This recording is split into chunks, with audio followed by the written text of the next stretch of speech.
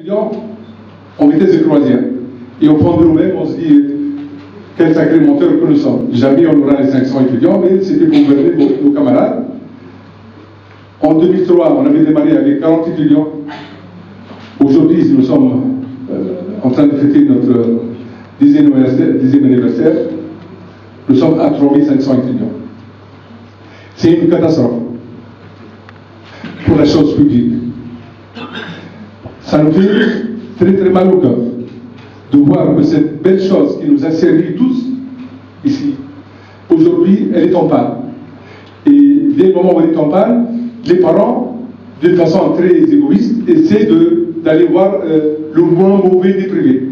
Et aujourd'hui, nous avons ce statut. Nous sommes le moins mauvais des privés. Le succès que nous avons eu nous affole. Cette année, on a démarré un concours pour prendre 500 jeunes nouveaux, ce qui est énorme. On a eu 3700 candidats. Alors, vous voyez le challenge qui est posé pour cet enseignement supérieur. Parallèlement, j'ai eu la chance de visiter beaucoup de pays pour voir les systèmes d'enseignement supérieur de ces pays-là. Les pays du sud-est asiatique, les pays nordiques. Comme je suis anti-américain primaire, je n'ai jamais voulu mettre les pieds aux États-Unis. Mais finalement, ils m'ont invité il y a 2 ans. J'ai été voir un peu comment les Américains appréhendent la chose. Et c'est là où j'ai découvert un concept terrifiant, extraordinaire. Comment, à partir de l'université, on peut créer une vie avec un développement économique extraordinaire.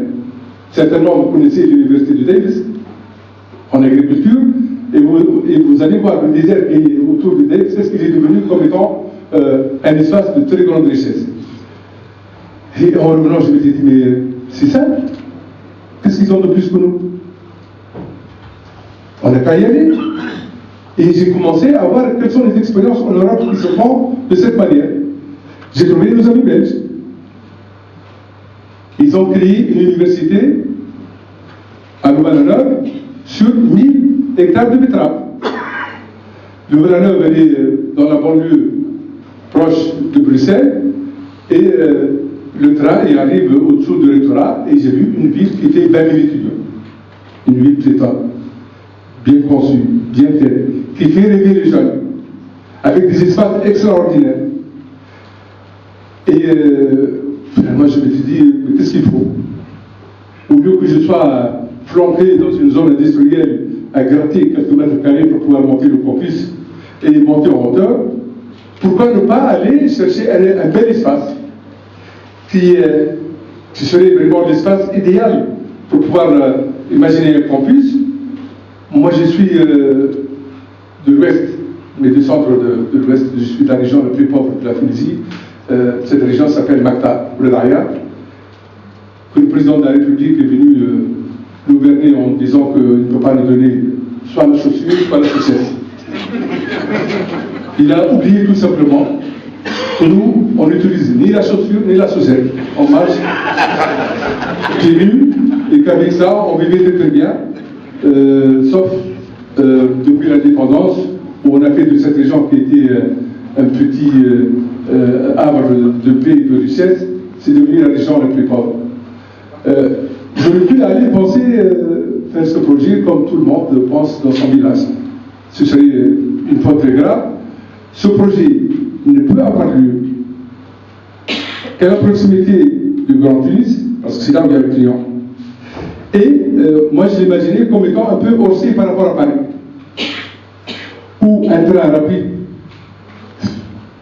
partirait du centre de Tunis et en une demi-heure, il amène les élèves dans un paradis.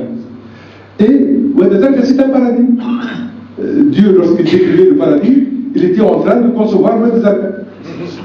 Il a mis de belles montagnes. Il a mis un excellent plan d'eau. Et vous savez combien, où est-ce que ça se trouve cette histoire-là, à Tunis? Ben, ça se trouve à Carthage.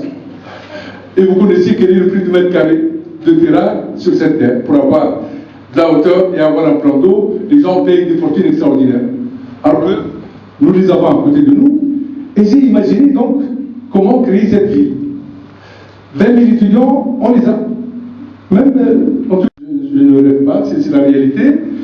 Les moyens financiers sont là, parce qu'actuellement, Esprit qui ne voulait pas être sponsorisé par les banquiers, aujourd'hui, j'ai une petite information, Proparco, qui est le bras fort de l'AFD, vient d'acheter 10% d'Esprit.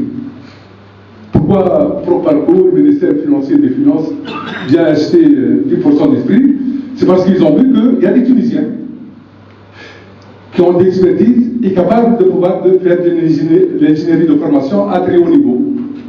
Il y a eu une énorme bagarre entre la SFI, la Banque mondiale, et qui peut prendre une partie d'Esprit. Est-ce que c'est pour l'argent et les dividendes que nous faisons? Je ne pense pas, parce qu'ils ont acheté d'une façon terrifiante le coût d'affection que nous avons payé des clopinettes au démarrage. Ce qu'ils ont acheté, c'est l'expertise tunisienne.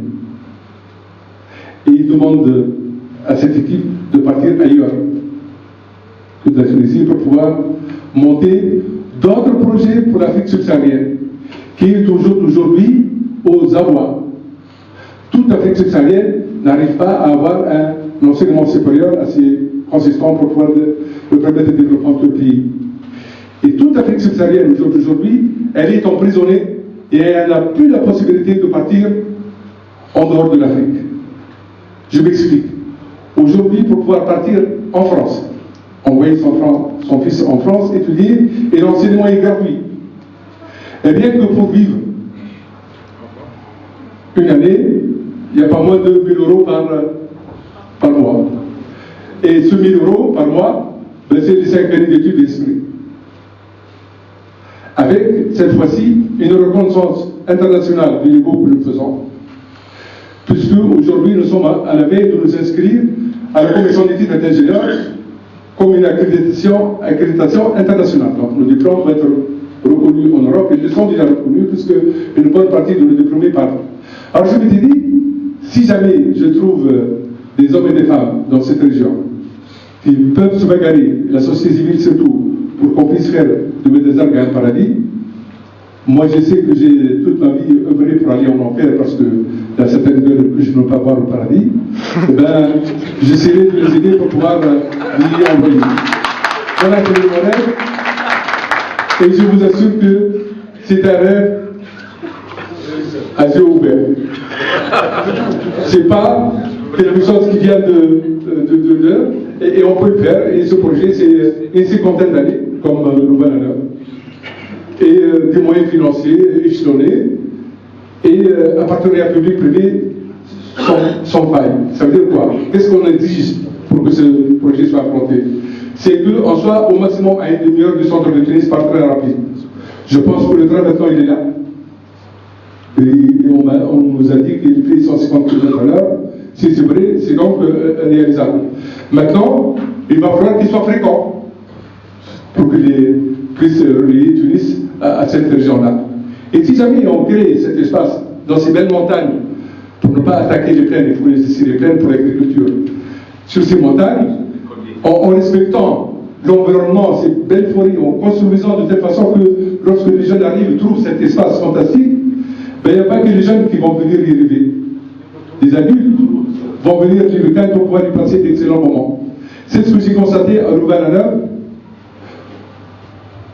Le week-end, ce sont les Brésillois qui viennent profiter un peu de cet environnement, parce qu'il est tellement bien fait, il est écologique, et notre projet est basé sur 3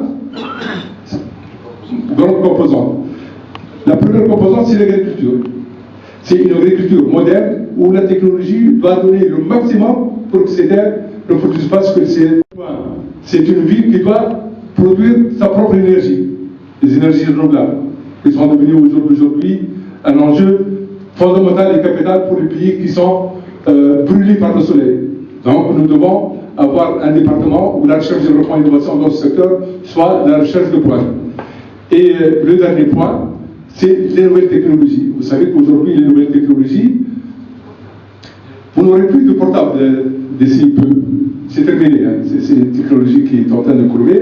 Avec votre téléphone, vous pouvez accéder aux plus grands centres de calcul mondiaux dans le cloud computing, et vous pouvez utiliser les plus grands logiciels du monde qui coûtent les yeux de la tête en les louant avec un argent ridicule, Et une fois qu'on a eu plus besoin, pour laisser tomber ces moyens pour que d'autres les utilisent.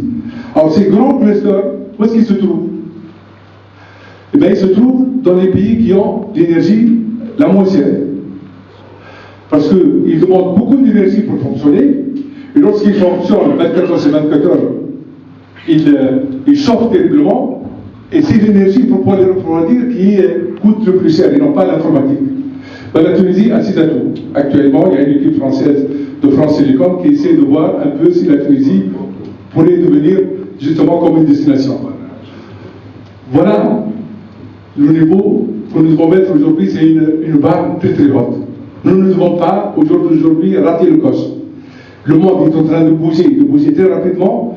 Le Tunisien est capable de suivre à condition qu'on lui donne les mêmes moyens que les autres.